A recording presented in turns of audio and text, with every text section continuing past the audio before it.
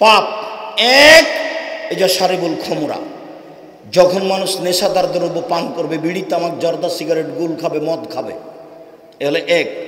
দুই, জাহারাতিল কায়নাত, মেয়েরা যখন নাচবে, তোমার মোবাইলেও মেয়ে নাচে, তোমার বোনের মোবাইলেও মেয়ে নাচে, তোমার বাপের মোবাইলেও মেয়ে নাচে, দোকানেও নাচে, নেও এবার তোমাদের ঘরেও নাচে।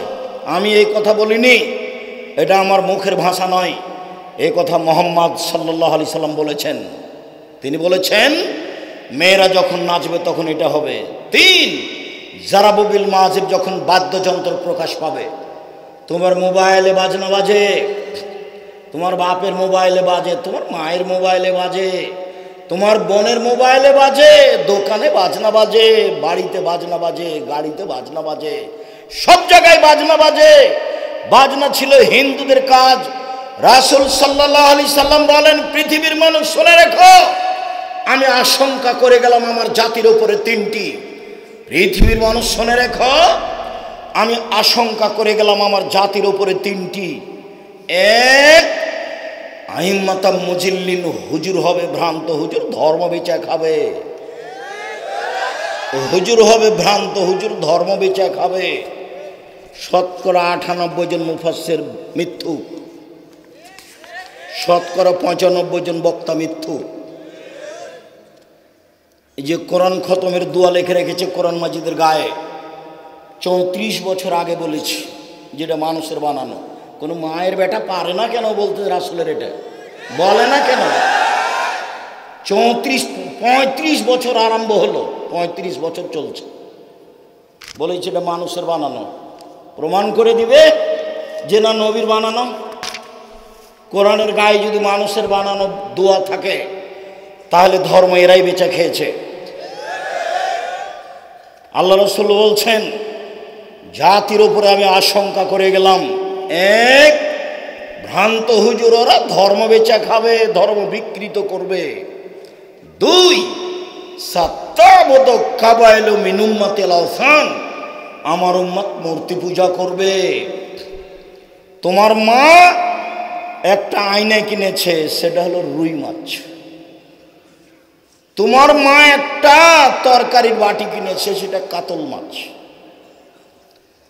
তোমার মা একটা তোমার জন্য গেঞ্জি কিনেছে, সেদিকে আবার কার্টন আছে, নিচে পিছনে 10 লেখা আছে। তোমার জন্য পেশাব পায়খানার ব্যাপারে একটা পট কিনেছে, সেটা ঘোড়া। তুমি আবার তোমার মাকে ভালোবাসো, এটা দেখাবা, সেই জন্য বাড়িতে তোমার মায়ের ছবিটা সুন্দর করে রেখেছ। তো আমি একদিন গেছি তোমাদের ওখানে, তো তুমি বা তোমার বাপ বলছে, হুজুর আমি আমার মাকে খুব ভালোবাসি, আমি সেই জন্য আমার মাকে এভাবে রেখেছি। আমি বলছি আপনি কুসন্তান। একবারে অবাক হয়ে গেছে। কুসন্তান মানে বলেন কি আপনি? কুসন্তান মানে অবশ্যই আপনি আপনার মায়ের ছবি এভাবে রেখেছেন কেন? মাটি দিয়ে এসে ছিঁড়ে ফেলে দিতে হতো, দিয়ে কবরের পাশে গিয়ে হাত তুলে দোয়া করতে হতো, আল্লাহ আমার মার ভুল ত্রুটি থাকতে পারে, তুমি মাফ করো। তুমি হতে সুসন্তান। তোমার আপনার মা আপনাকে এভাবে রেখে যে আপনার মা অপরাধ করেছে। ঢাকা থেকে এমপির কাছে গেছি সালাম দিয়ে একটু কাজে, বলছি ভাইজান একটু মূর্তিটা নামাতে হবে। তখন বলছে যে আমি খাঁটি আহলে হাদিস। ইন্না লিল্লাহি ওয়া ইন্না ইলাইহি রাজিউন। পাশে মূর্তি থেকে খাঁটি আহলে হাদিস হওয়া যায়? তো বলছি যাকে আমি অত কথা বলতে রাজি নই, ধরেন আপনার যদি সম্ভব হয় নিচে নামানো, তাহলে আমি বসবো, না হলে আমি গেলাম। আচ্ছা আচ্ছা ঠিক আছে ঠিক আছে, নামাচ্ছি। আচ্ছা বসেন বসেন বসেন। সব পশু প্রাণীর মতো, গরু ছাগলের মতো আমার উম্মত মূর্তি পূজা করবে, পুতুল দেখাচ্ছে। তোমার মা পুতুল কিনে নিয়ে গেছে, প্লাস্টিকের পুতুল। তোমার বোনের পুতুল আছে, তোমার ভাগ্নের পুতুল আছে, তোমার ভাগ্নির পুতুল আছে, তোমার চাচাতো বোনের আছে, তোমার চাচি নিয়ে এসেছে, তোমার মা নিয়ে এসেছে, তোমার দাদি নিয়ে এসেছে, গোটা পারিবারিক কুকুর শ্রীগাল। বুঝেও বুঝে না ওরা, অন্তর আছে বুঝে না, দেখেও দেখে না ওরা, চক্ষু আছে দেখে না, শুনেও শোনে না ওরা, কান আছে শোনে না, উলাইকা কালানাম, তারা পশু প্রাণীর মতো, তারা গরু ছাগলের মতো, তারা কুকুর শরীরের মতো, বালুমাজাল বরং তার চেয়ে খারাপ। জাতির কাছে আশঙ্কা করে গেলাম, 3 সাত্তালতাহিকু কাবাইলু মিন উম্মতি বিল মুশরিকিন, আমার উম্মত হিন্দুদের সাথে মিশে যাবে। আমার উম্মত কার সাথে মিশে যাবে? বাচ্চা বসো, হিন্দুদের সাথে মিশে যাবে। গান বাজনা কাদের বিবাহতে লাভ চলতো? হিন্দুর বাড়িতে। তো এখন তো সব বাড়িতেই চলে, আপনার বাড়িতে চলে, আপনার মোবাইলে চলে, সব জায়গাতেই চলে। গান বাজনা ঘিরে না লাগে না কেন? আমি বলিনি এ কথা, মুহাম্মদ সাল্লাল্লাহু আলাইহি ওয়াসাল্লাম বলেন, পৃথিবীর মানুষ শুনে রেখো, 3টে বিপদ নেমে আসবে 3টে পাপের কারণে। 3টে বিপদ নেমে আসবে 3টে পাপের কারণে। 1 ভূমিকম্প হবে, 2 আকার আকৃতি পরিবর্তন হয়ে সর বানর হবে, 3 সমস্যা নেমে আসবে। পাপ 1 যখন তারা মদ পান করবে, 2 পাপ যখন মেয়েরা নাচবে, 3 পাপ যখন বাদ্যযন্ত্র প্রকাশ পাবে। আবার তিনি বলছেন, পৃথিবীর মানুষ শুনে রেখো, আমার উম্মতের উপরে আমি আশঙ্কা পোষণ করে যাচ্ছি, আশঙ্কার কথা বলে দিয়ে যাচ্ছি। আমার উম্মত ইহুদি খ্রিস্টানদের সাথে মিশে যাবে, চাল চলনে, পোশাক পাতিতে, চলাফেরাতে, কাগজ কলমে, অফিসে আদালতে, পড়াশোনাতে। আমার উম্মত মিশে যাবে হিন্দুদের সাথে, ইহুদি খ্রিস্টানের সাথে। ডান হাতের বিঘত যেমন বাম হাতের সমান, সমান সমান মিশে যাবে। আবার বলছেন, ডান পায়ের জুতা যেমন বাম পায়ের সমান, আমার উম্মত তাদের সাথে মিশে যাবে, চাল চলনে সমান সমান। এখনো থামলেন না, এবার ভাষাগত নিচে নামতে লাগলেন।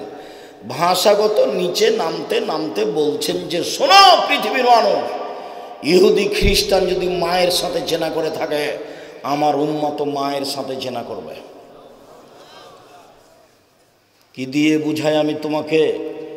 নাটোরের বাড়ি, মোটামুটি ধনী মানুষ, প্রতি রমজানে উমরা করে, বাপের মাথায় টুপি আছে, 60 বছর বয়স, মেয়ের বয়স 25-30, স্কিন পায়জামা পরে আছে, পা হাত তো দেখা যায়, লজ্জায় স্থান বোঝা যায়। ও আবার বা, এই বাপ দেখলে আমার খুব কষ্ট হয়।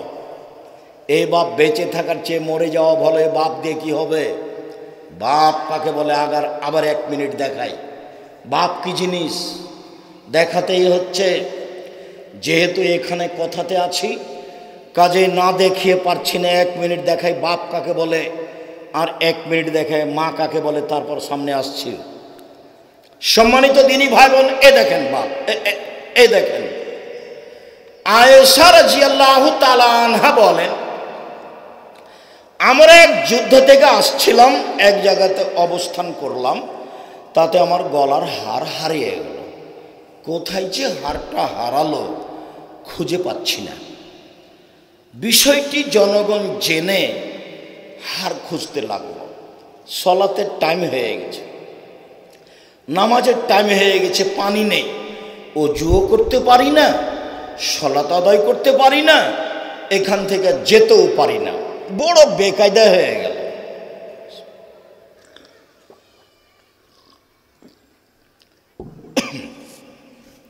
জনগণ আমার আব্বাকে বলল, কি হয়েছে জানেন? কি হয়েছে? আরে আপনার মেয়ে হার হারিয়েছে তো, খুঁজে পাওয়া যাচ্ছে না, এখানে পানি নেই, ওযুও করতে পারছি না, সলাত আদায়ও করতে পারছি না, বড় বেকায়দায় পড়েছি। এইবার রাগ করে বাপ আসছেন মেয়ের কাছে। মেয়ের যে অবস্থা, এটা যদি বাঙালি পিতা দেখে তো মেয়েকে মারা কিছু বলা তো দূরের কথা, উল্টা ফিরে যাবে, উল্টা ফিরে যাবে। দেখেন, আমার আব্বা যখন আমার কাছে আসলেন, তখন আমার স্বামী আমার উরু রানের উপরে মাথা দিয়ে ঘুমিয়েছিলেন। আমার আব্বা যখন আমার কাছে আসলেন, তখন আমার স্বামী আমার উরু রানের ওপরে মাথা দিয়ে ঘুমিয়েছিলেন। বাঙালি কোনো পিতা যদি মেয়ের জামাইয়ের এই অবস্থা দেখে তাহলে সেখানে যাবে কি? যাবে না। তাড়াহুড়া করে কিছু বলা তো দূরের কথা, উল্টা ফিরে যাবে। এখন আয়েশা রাদিয়াল্লাহু তাআলা আনহা বলেন, আমার পিতা যে আমাকে কয়েকটা কিল মারলেন, ফাল্লা কাজারে লাকসাতান শাদীদা, খুব জোরে কিল মারলেন। আমার স্বামী আমার উরু রানের উপরে মাথা দিয়ে না ঘুমালে আমি মায়ের কারণে দূরে সরে যেতাম, এত জোরে তিনি মারলেন। এইবার সবচেয়ে বড় মানুষে মারলেন আবু বকর সিদ্দিক। সবচেয়ে বড় মহিলাকে মারলেন, আয়েশাকে মারলেন। সবচেয়ে বড় মানুষের সামনে মারলেন, মুহাম্মদ সাল্লাল্লাহু আলাইহি সাল্লামের সামনে মারলেন, জামাইয়ের সামনে মারলেন, বিবাহদারী মেয়েকে মারলেন, পূর্ণ যুবতী মেয়েকে মারলেন। যেই সময়ে মেয়ের উরু রানের ওপরে জামাই মাথা দিয়ে ঘুমিয়ে আছেন এই সময়ে মারলেন। হাত দিয়ে মারলেন, খোলা মাঠে মারলেন, 1400 মানুষের সামনে মারলেন। সবচেয়ে বড় মানুষে মারলেন। পৃথিবীর ইতিহাসে আদম থেকে নিয়ে কিয়ামত পর্যন্ত নবী রাসূল ব্যতীত আবু বকর সিদ্দিকের চেয়ে দামি মানুষ কেউ নেই। সবচেয়ে দামি মানুষ আবু বকর সিদ্দিক রাদিয়াল্লাহু তাআলা। সবচেয়ে বড় মানুষে মারলেন, সবচেয়ে বড় মহিলাকে মারলেন। হাওয়া থেকে নিয়ে কিয়ামত পর্যন্ত যত মহিলা এসেছে, যত মহিলা আছে, যত মহিলা আসবে, সবার চেয়ে দামি হলেন আয়েশা রাদিয়াল্লাহু তাআলা। সবচেয়ে বড় মানুষের সামনে মারলেন, মুহাম্মদ সাল্লাল্লাহু আলাইহি সাল্লামের সামনে মারলেন। আদম থেকে নিয়ে কিয়ামত পর্যন্ত সবচেয়ে দামি মানুষ, জান্নাতের গেটে লেখা আছে সর্বপ্রথমে যিনি প্রবেশ করবেন তিনি হলেন মুহাম্মদ সাল্লাল্লাহু আলাইহি সাল্লাম।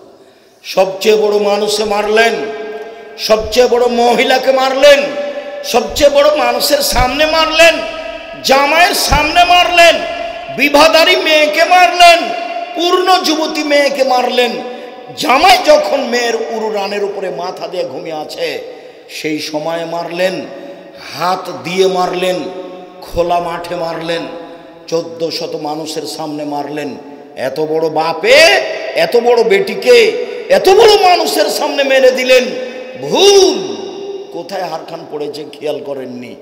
আর আপনার মেয়ে হজ শুনতে এসে ওই লোকের সামনে দাঁড়িয়ে জিনিস কিনে আপনি তাকে একটা ধমকও দিতে পারেন না, আপনি আবার বাপ ছি। এরকম বাপের বেঁচে থাকার চেয়ে মরে যাওয়া ভালো। জামিয়া সালাফিয়া যদি 519 জন ইয়াতিম পালন করে, আপনার মেয়ে কাল থেকে পালন করবে, আপনার মতো বাপের প্রয়োজন নেই। কাল যদি আবার 500 ইয়াতিম যায় জামিয়া সালাফিয়া লালন পালন করবে, ইনশাল্লাহ কোনো সমস্যা নেই। দেশের সবচেয়ে বড় প্রতিষ্ঠান জামিয়া সালাফিয়া, আয়াতনে, শিক্ষক সংখ্যায়, ছাত্র সংখ্যায়, শিক্ষা মানে দেশ বিদেশের শিক্ষকে।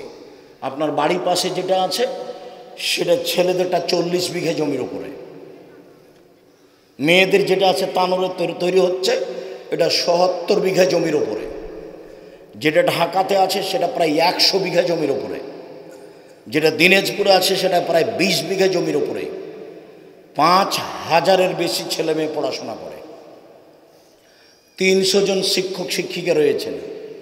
ইন্ডিয়া থেকে এসেছেন, সৌদি আরব থেকে এসেছেন, বাংলাদেশ থেকে আছে। প্রায় 40 লক্ষ টাকা মাসে বেতন লাগে। আপনার মেয়ে থাকবে এতিম হিসেবে, সমস্যা নেই। আপনার মতো বাপ আমি চাইনি, দুঃখিত, মনে কিছু নিয়েন না। আপনাকে আমি কষ্ট দিতে আসিনি, আপনি আমার দিনী ভাই। আমি বলতে এসেছি মেয়ে কেন করে হ্যাঁ করছে সেটা বলেন আপনি। ও হিন্দুর মেয়ে প্রমাণ করতে হবে, আনহলে আপনার মেয়ে প্রমাণ করতে হবে কোনটা। যেদিকে যাবেন চলেন। আমি আব্দুর রাজ্জাক বিন ইউসুফ আপনার দিনী ভাই, আপনাকে আমি কষ্ট দিতে আসিনি। জাতির যদি রাস্তাঘাট করে দিতে না পারি, জাতির যদি স্কুল কলেজ করে দিতে না পারি, জাতিকে চূড়ান্ত সঠিক ধর্ম দিতে পারবো ইনশাআল্লাহ। ধর্মের ব্যাপারে জাতিকে ফাঁকি দিয়ে পরকাল হারাতে রাজি নয়, এই কাজ আমি নিইনি। সম্মানিত দিনী ভাই বোন, আফসোস করে মুহাম্মদ সাল্লাল্লাহু আলাইহি ওয়াসাল্লাম এভাবে বলে গেছেন। তিনি আরেক জায়গায় বলে গেছেন, ইন্নী আখাফু আলা উম্মতি মিন সালাসা আমাল ও মিন আমালি সালাসাতিন, আমার উম্মতের উপরে তিনটে বিষয় আশঙ্কা করে গেলাম। পৃথিবীর মানুষ শুনে রাখো, আমার উম্মতের উপরে আমি তিনটা বিষয়ে আশঙ্কা করে গেলাম। এক, জাল্লাতুল আলেম, মৌলানাদের পা পিছলিয়ে যাওয়া, মৌলানাদের পদস্খলন। কোরআন মাজিদ পড়ে বলছে যে এ দেখেন আল্লাহ বলছে মিলাদ করতে হবে। সাতক্ষীরাতে কোরআন মাজিদ পড়ে বল এ দেখেন আল্লাহ বলছেন ভোট দিতে হবে। অবাক কথা, কোরআন মাজিদ পড়ছে। ধর্ম জেনে জাতির সামনে এসেছে, না জেনে নয়। সব জেনে এসেছে, কথা বলিনি, তবে জেনে এসেছে। পড়াই, পড়ি, ফতোয়া লিখি, মুখে বলি, কলমে লিখি, বইয়ে লিখি, কাজই তাই। হোমসি খালি বলেছে আপনার সামনে, এই কথা নয়। হোমসি খালি আপনাকে আমি বলিনি। সম্মানিত দিনী ভাই বোন, ধর্ম বিকৃত করে বেশি দিন বেঁচে থাকার চেষ্টা করিয়েন না। দলীয় দাপট দেখিয়ে একদিন বেঁচে থাকার চেষ্টা করিয়ে নেয়, 1 মিনিট নয়। দলীয় দাপট দেখাইতে হবে না। প্রতিশোধ নেই, প্রতিশোধের পাতা ছিঁড়ে দিয়েছি। প্রতিশোধ নেই, প্রতিশোধের পাতা ছিঁড়ে দিয়েছি। কারো বিরুদ্ধে মামলা করব না, কাউকে জেল হাজতে দিব না, এক জমি 3 বার বিক্রি করব না, কোনো মানুষকে অপমান করব না, অমুকের চরিত্র ফুলের মতো পবিত্র এ বলে লাফাবো না। ওর খাই না আমি, এই ছেলে দিন মজুরি করে খাই, বেটা মান সম্মান আছে।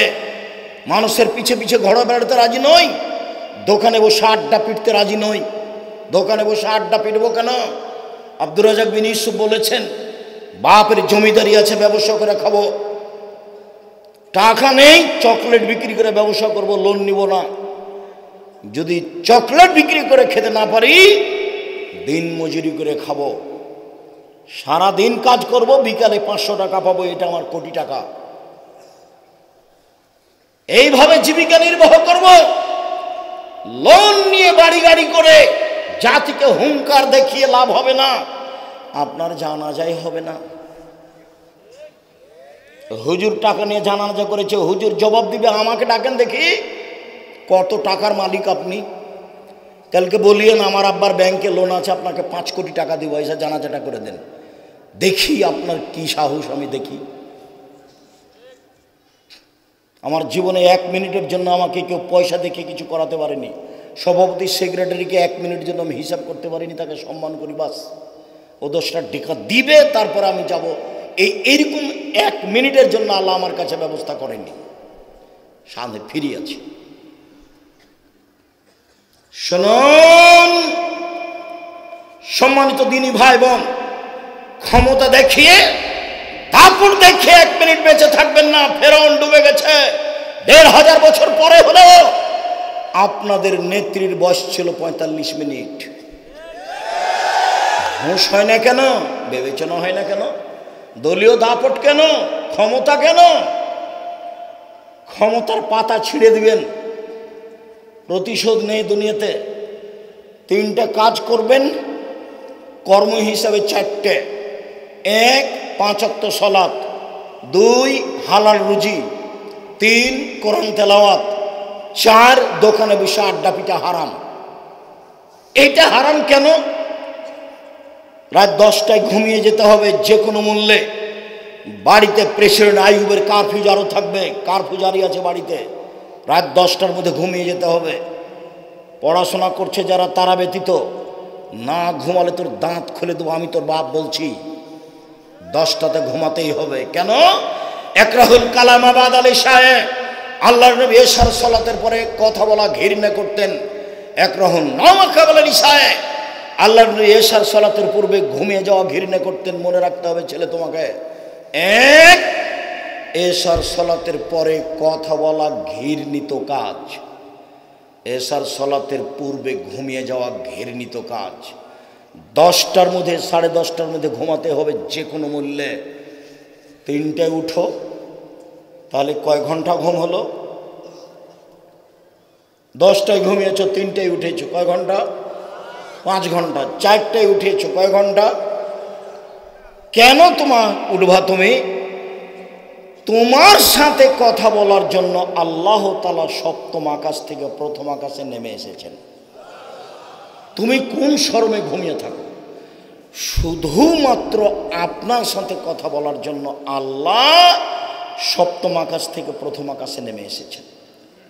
এনজেল রব্বনা তাআলা ইলা সামাই দুনিয়া হিনা ইয়াবকা সুলুসুল লাইলিল আখিরা, রাতের 3 ভাগের 2 ভাগ পার হয়ে গেলে আল্লাহ সপ্তম আকাশ থেকে প্রথম আকাশে নেমে আসেন। নেমে এসে বলেন, মায়াদুনি ফাস্তাজিবা লাহু, কে আমাকে ডাকে আমি তার ডাকে সাড়া দিব।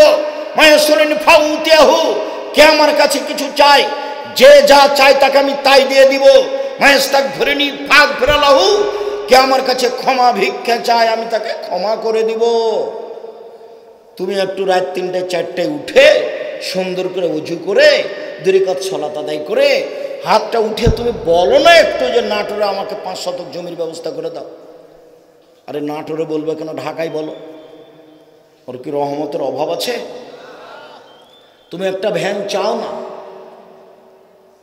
তুমি কিছু জমি চাও না, তুমি একটা ছেলে চাও না। আল্লাহর নবী বলছেন যে সারা পৃথিবীর মানুষ একসাথে, হিন্দু মুসলমান বৌদ্ধ খ্রিস্টান সবাই যদি নিজ নিজ প্রয়োজন চায়, একসাথে চায়, যে যা চাচ্ছে আল্লাহ যদি তাকে তাই দিয়ে দেন, তো আল্লাহর কাছে যত আছে তত হতে কমবে না। একটা সুই সাগরে ডুবিয়ে উঠিয়ে দেখবেন কতটুকু পানি লেগে আছে। সুয়ে যতটুকু পানি লেগে আছে এতটুকু আল্লাহর কাছে অর্থ সম্পদ কমবে না। তো আপনার বলতে সমস্যা কোথায়? তারপরে হিসেবে আমি তো মোবাইলই বন্ধ করেছি রাত 2টায়, তা আমি 3টায় উঠবো কি করে? সেই জন্য তো বলছি তোমার জীবন গরু ছাগল কুকুর শ্রীলের মতো। তোমার মা রাত 3টে 4টায় টিভি বন্ধ করেছে, তোমার আব্বা তাহাজ্জুদ পড়তে উঠেছে, ওযু টজু করেছে, বিশাল টিভি সালাত শুরু করতে যাবে আর চালু করেছে। চালু করার সাথে সাথে একবারে গোটা টিভি ভর্তি ল্যাংটা মেয়ে চলে এসেছে। কোথায় তাহাজ্জুদ গেছে হারিয়ে। হযরতুন নবী শাহওয়াত আমি বলিনি, মুহাম্মদ সাল্লাল্লাহু আলাইহি ওয়াসাল্লাম বলছেন মনের ইচ্ছা দ্বারা জাহান্নাম ঘেরা আছে।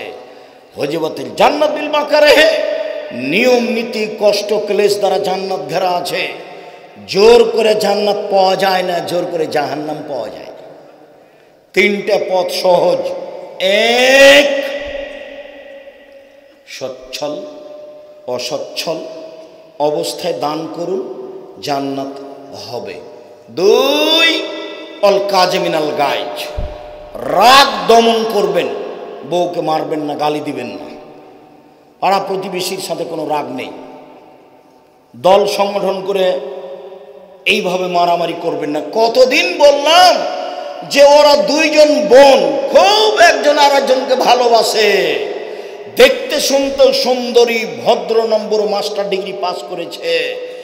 এক বোনের বিবাহ হয়েছে আওয়ামী লীগ লোকের সাথে, আর এক বোনের বিবাহ হয়েছে বিএনপি লোকের সাথে। তারা এখন আর কথা বলে না। তো তুমি মানুষের বাড়িতে কাজ করে খাও, এখানে এলে কেন? তোমার শরম হয় না কেন? তুমি দোকানে বসে আড্ডা পিটো কেন? আড্ডা পিঠা চিরদিনের জন্য হারাম। দল সংগঠন করে কাউকে ছোট করার চেষ্টা করিও না। ও বিপদে পড়লে তুমি খুশি হবা। শোনো, আমার চোখের সামনে এক দলের লোক বিপদে পড়েছে, তো আর এক দলের লোক গরু জবে করলো, গরু জবে করলো আমার চোখের সামনে। 2 ভাই ঝগড়া লেগেছে বাপ মরার পরে। তো ঝগড়া লেগে এক ভাই বলছে থাম রে থাম, আমি তো এখান থেকে চলে যাব, আমার ভাগটা এমন লোকের কাছে দিব না যে তোকে গুতাইতে পারে, এরা 2 ভাই 2 দল করে। আবার মারামারি করে ঢেঁকি কেটে ভাগ করে নিয়েছে। এই ঢেঁকি কেটে ভাগ করে নিয়েছে, এটা আমার চোখের সামনেকার ঘটনা। এক, ভ্রান্ত হুজুর, এটা আমার আশঙ্কা, হুজুর ধর্ম বিচার হবে। দুই, এমামুন জায়ের স্বৈরাচারী, স্বেচ্ছাচারী, অহংকারী, বদমেজাজি, বিশ্বাসঘাতক নেতা হবে, এটা আমার আশঙ্কা। তিন, হাউন মুত্তাবা, মানুষ মন মতো চলবে, মনে যেটা বলবে সেটাই করবে। মনে বলছে দাড়ি চেঁচে দে, দাড়ি চেঁচে দিয়েছে।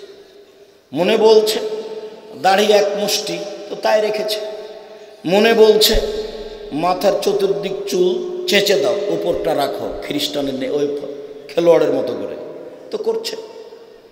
মনে বলছে স্কিন পায়জামা পর মহিলা মানুষ হলে কি হবে, আবার বলছে যে মনে বলছে যে এমন পায়জামা পর আর একজন যেন ঢুকে যায়। তোমার বাপ দেখে না, এই ছেলে তোমার বাপ দেখে না, ওর বাপ নাই, ওই মেয়ের বাপ নাই, এই চলো দেখি, বাপের ক্ষমতা দেখিয়েছি তোমাকে, মায়ের ক্ষমতা দেখে আলোচনা যায়। মা কাকে বলে? 1 মিনিট। জাবের বলছেন যুদ্ধ করে আসছিলাম আমরা, আল্লাহ নবী বললেন মদিনায় ঢুকতে হবে না, এখানে বসি, তারপরে আমরা মদিনায় যাব। জাবের বললেন আল্লাহর নবী, আমি নতুন বিবাহ করেছি, আমাকে বাড়ি যেতে অনুমতি দেন। তখন আল্লাহ রাসূল অন্য কথা বলতে লাগলেন, ও তুমি নতুন বিবাহ করেছ, তো কুমারী মেয়ে বিবাহ করেছ না তালাক প্রাপ্ত মেয়ে বিবাহ করেছ? তখন জাবের বলছেন আমি তালাক প্রাপ্ত মেয়ে বিবাহ করেছি, ওর বিবাহ হয়েছিল, ওর স্বামী তাকে ছেড়ে দিয়েছে, আমি তাকে বিবাহ করেছি। তখন আল্লাহ নবী বলছেন কুমারী মেয়ে কেন বিবাহ করলে না? তুমি তার সাথে খেলতে, ও তোমার সাথে খেলতো। কুমারী মেয়ে কেন বিবাহ করলে না? তুমি তার সাথে খেলতে, ও তোমার সাথে খেলতো। আল্লাহ নবী তো এই পর্যন্ত বললেন।